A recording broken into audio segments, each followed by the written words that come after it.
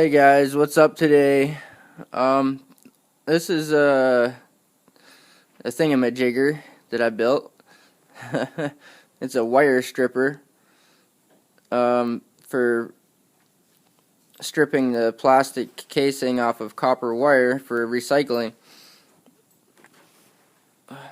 Excuse my shakiness. So this here is a copper wire, and it's got plastic on it. And if you strip the plastic off of it, you'll get clean copper wire like that, which is easier to recycle, and you can get money for that if you take it to the scrapyard. So I built this here for recycling copper wire, and I just made it out of junk, but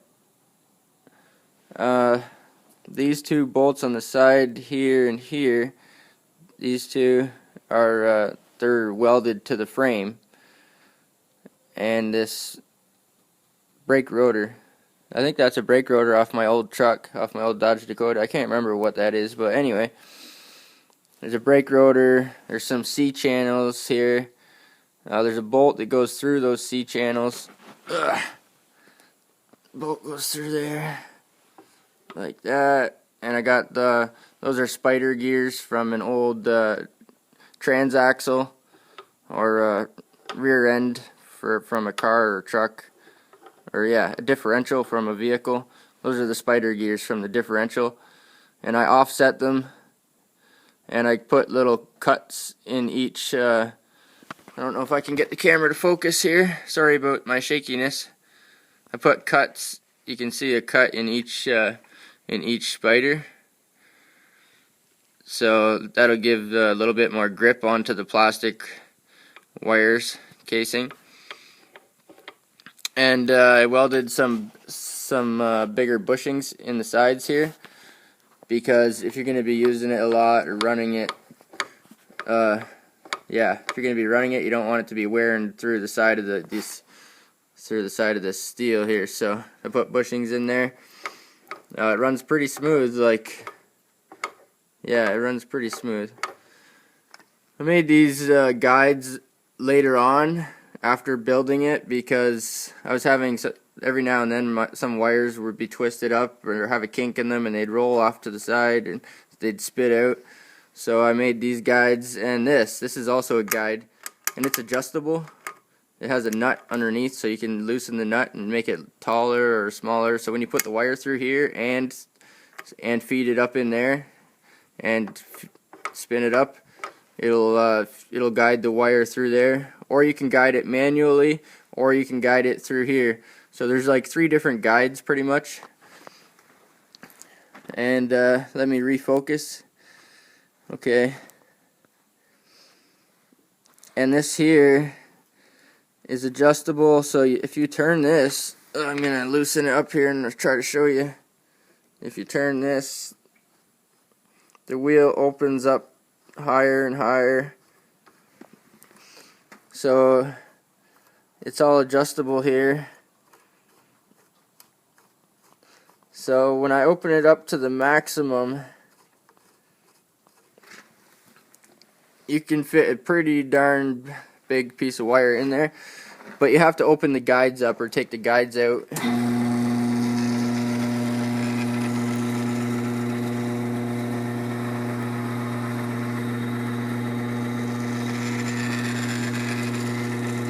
So this is the back side, but from the back side you can see that there's a lot more, there's no guides back here, so you can see there's a lot of room for wire, but it's completely adjustable.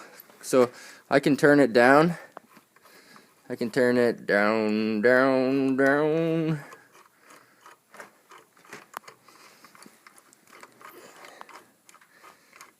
These iPhones, they really suck at focus. Yeah, see? I can turn it down, and now I can barely fit my finger in there. And I can turn it down even more. It's all completely adjustable. So you can fit a tiny wire in there and feed it through the guides on the other side.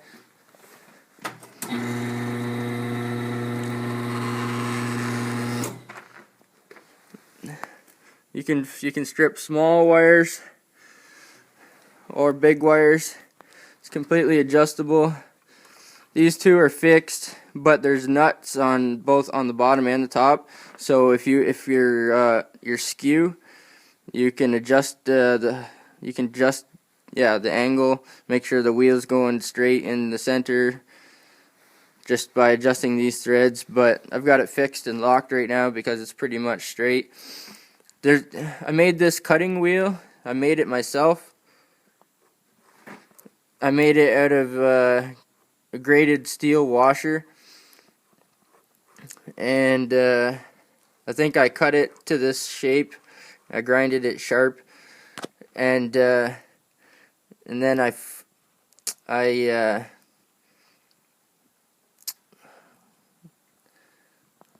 heat treated it, like I tempered it, so I heated it up red hot with the torch because it was just a high grade steel washer. That's all it is. So and it's also on a sleeve like this. There's a sleeve there too. So I heated up this steel washer with the torch really red hot, and then I quenched it in oil to make it really hard and strong. And yeah, there's a pin that goes in between there, and the pin is just sitting in there. So if you take these two nuts off here and lift the whole assembly, it just slides. These just slide all the way up and off. If you just slide everything off and take it apart, that wheel, after you get it up above this point here, that pin will slide right out, and that wheel is replaceable. And yeah, this C-clamp, or this C-shaped piece of steel, is welded to these sleeves. So there's a washer here. I don't know if it's welded or if it's pressed, but it pushes down. And there's also a clip on the bottom here. See if I can get the focus to focus. There's a clip on the bottom here, and I cut a groove into it, put a clip on it, a snap washer or snap ring of some sort, so you can pull up too. And I think I had to cut like a pilot. I had to grind it down so a pilot would fit down through, so it could push and pull both. It has to push and pull. So yeah. And I used these 3/8 bolts with 9/16 or 14 millimeter head. So this is 14 mil, this is 14 mil, these are 14 mil, this is 14, everything is 14 mil. So with this ratchet, I can put the ratchet on here, and when I'm feeding wire through, I can feed it through manually here, like that. And if I need to adjust these, I can use the 14 mil on them. If I need to do anything here, if I need to tighten down the wire, if there's any pressure on it, I can use this. Most of the time I can adjust it by hand before I put the wire in, but yeah. I'll see if I can put the tripod up, and maybe I can try to show you how it works.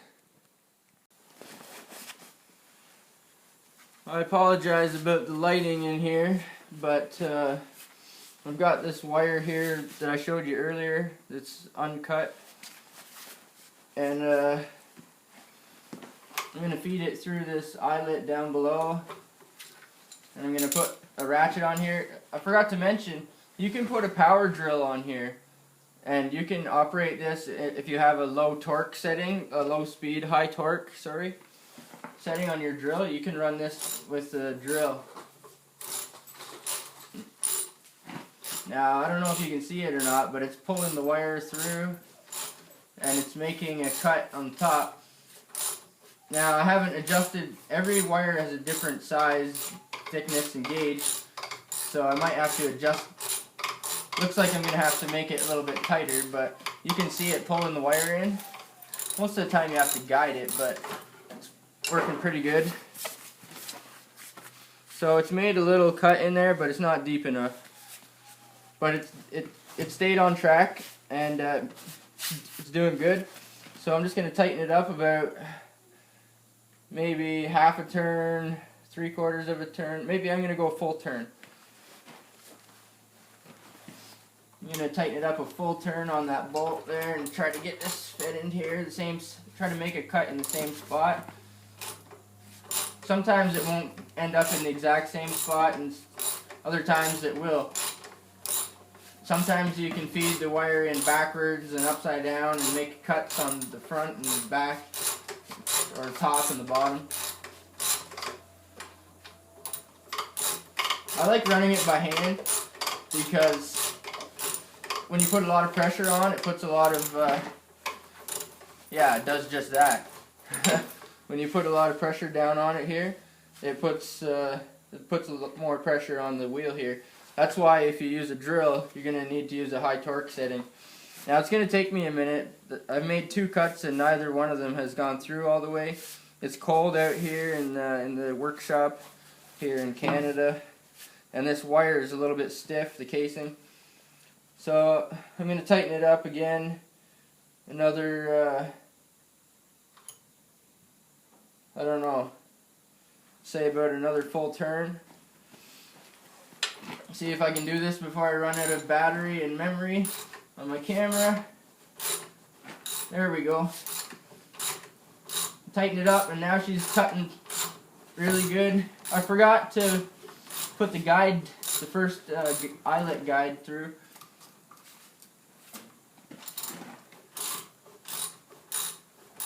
But it looks like it's cutting. Sometimes you really got to tighten it down, the adjustment on the wire height. Sometimes you really got to tighten it down to make a cut. This cutting wheel, I made it myself out of a steel washer. But, yeah. I'm going to feed it through probably once more.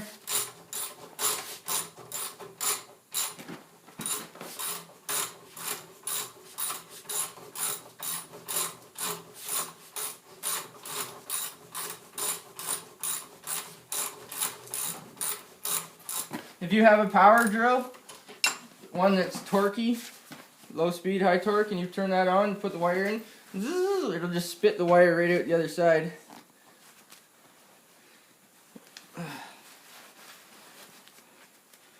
Okay. Well, anyway, there's the copper wire coming out of the cut. So you just gotta play with it. Ugh. Like I said, it's pretty cold out here in the shop, so the plastic is not very forgiving.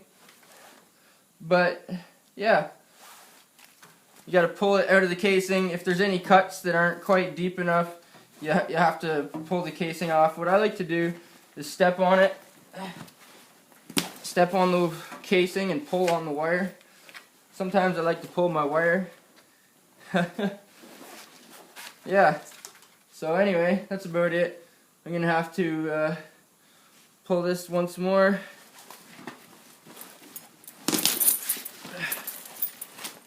Once again, I step on the wire of the casing and I pull upwards. And there it is. Some more copper there. And the casing can probably be recycled or disposed of at the recycle facility. And yeah, that's it. So I hope you like this. And there's the wire I just stripped. It took me a couple minutes to do it, but I was talking to you and making adjustments and yada yada. But yeah, once you get on the roll and once I get going, this is not perfect, but it works good, and I can make a couple cuts. It usually takes like three cuts depending on how tight you have it, or sometimes you make a first cut and it's not quite enough, so you got to tighten it up. But yeah, every wire is a different size, so you just got to make adjustments, and that's about it. So hope you like this episode, and that's going to be it. That's going to be it for this one out here in the workshop. And check it out next time. See you next time. Alright, my battery's almost dead on my iPhone, go figure, my camera. But I got another wire here. It's a little bit more flexible, a little bit bigger. And a power drill, so I can put the power drill on here and feed it like that. Let's try it.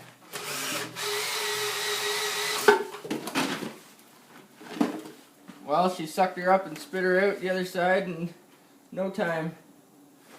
Let's do another cut.